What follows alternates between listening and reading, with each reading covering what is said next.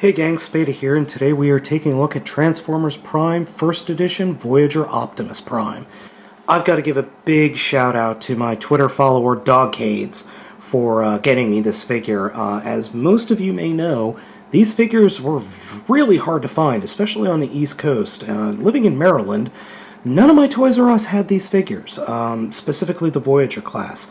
They did have three of the first edition figures, specifically Bumblebee, Starscream, and RC. I had to go online for Cliffjumper and the Viacon, but big thanks to Dogcades for this, because without him, I would not have this figure.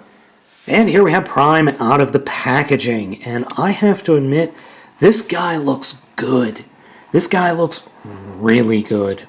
He's not perfect, but it's damn near perfect. And the reason I say that is because unlike the deluxe class version of Optimus Prime, which isn't a bad figure by any respect, this guy is much, much better and much more show accurate. It just looks good, I think. Now, posability-wise, he is very good, but before we do that, he comes with two accessories, chief of which being his gun, which is modeled in all black with this weird white flake going on here, and it plugs into either hand. It is not easy, though, to get the weapons in sometimes, but his gun looks good. He also comes with a sword, and this is by far the weaker of the two, simply because super, super soft plastic. I mean, this is pathetic. I know this is for safety concerns and for safety regulations, but it really is a travesty because it's so soft. You sometimes have trouble getting it pegged in, and it just doesn't look good. Plus, I don't know. I swear that the blade is actually this part up here, so why is it pointing up? But I think this is the blade, and this is like the energon part. It's alright. I really wish they had gone and bothered putting in, harder plastic, but I know why they did it. I just don't like it. So, as I was saying, posability-wise, this is actually a very good figure, posability-wise. That's the other problem I have with it, is getting the things off of it. Okay, so, head. Ball joint is limited. Shoulder. Swivel joint at the shoulder, in and out joint, swivel joint for in and out movement. Rotating swivel joint above the elbow. Elbow bends a little over 90 degrees. Torso, very limited because of the transformation. Nice Autobot symbol on the right shoulder. Legs, ball joint at the hip. Hinge joint at the knee. Limited set of swivel joints at the feet. Slightly limited. So you can actually get some really nice poses off of this guy. And one thing I really do appreciate for him is this looks like Prime from the show. The amount of detailing on this figure is fantastic. And it just looks really, really good. I love this guy. I absolutely love this robot mode. Transformation, if you've seen the transformation for the deluxe class figure, you've seen this transformation. It's really weird. The transformations are almost exactly the same. It's just really kind of weird. And I know this is going to sound strange, but I fear that Prime's transformation... Oh, I forgot a swivel here. Prime's transformation is starting to be like Beast Wars Cheetor. You do something to the top, and then you fold back the legs. It's getting a little monotonous. Anyway, so for this transformation, we're going to start off by just taking the arms and opening up the forearms such that we can then take the fists, turn them so that the hands are pointing out, and then fold it up like that. Let's do the same thing on this side. Like so. Oops. Didn't turn this the right way. What am I doing? What am I doing wrong? There we go. Then we'll unpeg the shoulders.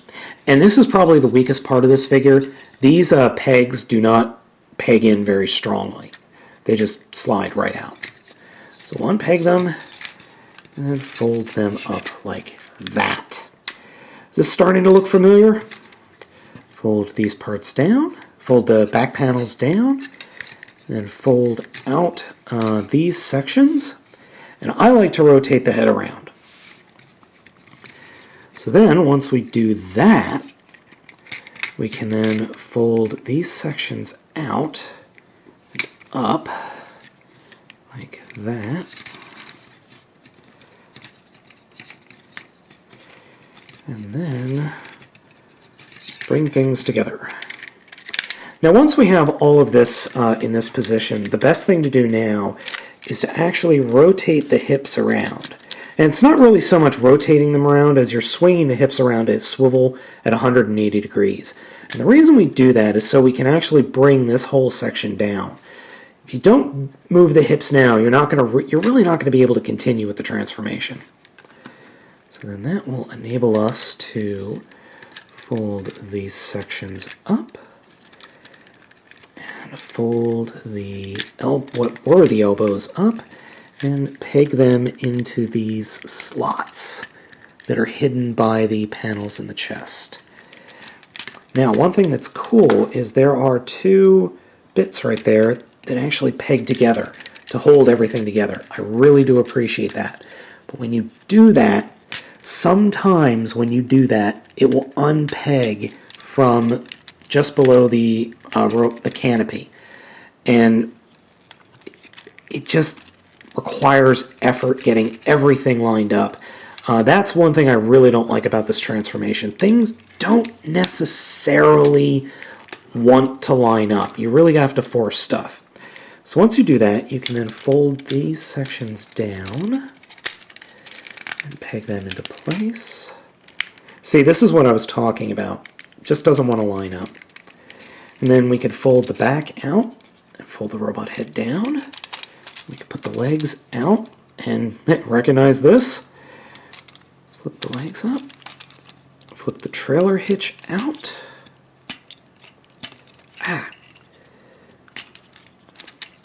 Put the legs together like that.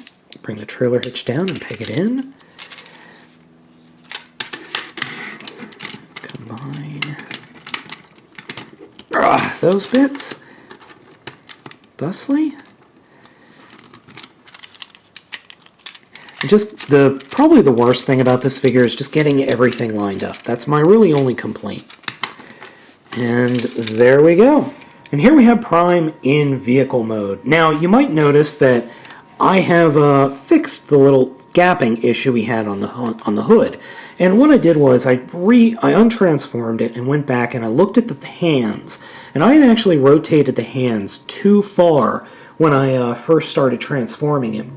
And that caused the break here. So I just retransformed it a little bit and everything's working better now. Overall, the vehicle mode is nice and clean and looks good. It looks exactly like it does in the show, save for the fact that you see a little bit of the robot legs right there. I really do wish the legs collapsed a little bit, or there was something like a little flap that flipped up or something like that. That would have been nice, but overall, the vehicle mode is very nice. Now, I wanted to contrast this vehicle mode with the deluxe vehicle mode. Notice the difference in paint apps. There aren't that many. The blue and the red are practically the same, except for the fact that the Deluxe Clash version, I think the red is brighter. I would have liked to have seen a brighter red on the Voyager class Prime. The guns are practically the same except for the coloring, and you've still got the same kick plate. The tires are the same, except, again, I would have liked to have seen the Voyager class have some silver on the tires, but I can go back and fix that myself. Overall, though, the Voyager class figure is really, really nice. I really like it a lot, and I think it's the premier Optimus figure for the Prime line. The only issue I have is, well, the bendy plastic on the sword and the smokestacks. They're made of the same bendy plastic. Unlike the deluxe class version, which you can pretend he is a member of the Mask. Anyway, so would I recommend this figure? Absolutely, though it's going to be hard for Americans to find it, or some Americans at least, as this is part of the FE collection, the first edition. We're not going to see that again anytime soon. Hopefully we will. Now, I had to crowdsource this from Canada, and I'm really glad I got a hold of it. But I wish I could find it in stores. That would have been nice. Anyway, so go ahead and like this video, comment, subscribe, let me know what you think. This is Spada, and I'll catch you next time, and like I said, you really should pick this guy up.